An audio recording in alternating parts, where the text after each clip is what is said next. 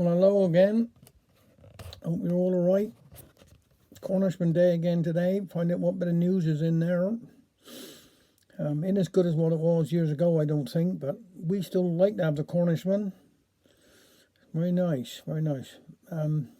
Anyhow, I hope everybody's alright, and it'll just stay safe. We got to do what we're told. Up to a point, got to do what we're told, but it's for our own benefit, really, isn't it? Keep well and keep safe. Now, I got another couple of David Prowse poems today. This one's called Ride and I. In my teenage adolescence, sharing sunny days and scars, with others of my energetic youth, my older brother Owen had already made his mark on roads from Ringathimble to Redruth. As a motorcycle speedster, he was often to be glimpsed as a noisy blur of polished chrome and black, and I found reflected glory in the kudos to be gained by riding on the pillion at the back. Sometimes there were three of us, for Smudge, the mongrel dog, would twitch his ears to hear the engine crank. Then his eyes would plead in yearning, and his stubby tail would wag, so we would help him up to join us on the tank. As a proven pillion rider, I took pride in sitting there, and leaning on the corners as they came. Our Smudge had no such training, yet he seemed to know the drill, and with great panache and style would do the same. He was never more contented than when sitting like a lord, with his ears thrown back and flapping in the wind, while glancing with derision on his pavement-trotting friends, at whom, I swear, he thumbed his nose and grinned. But one day we were spotted by a member of the force who straddled Newland Bridge to wave us down. Then he slowly ambled over, took his notebook out and said, "So tell me, has the circus come to town?"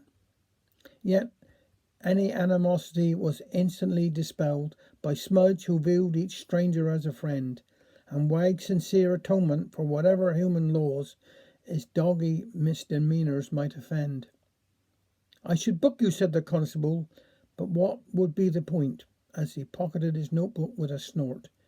"You cost me hours of paperwork, and then on top of that, it's not a tale I'd care to tell in court." "Has this dog got a licence?" Owen looked at him and smiled. "Well, no," he said, as Smudge resumed his throne. "You can see he loves a motorbike, and he's clever with his age, but I don't think he could ride one on his own." And this one's called All Creatures Great and Small.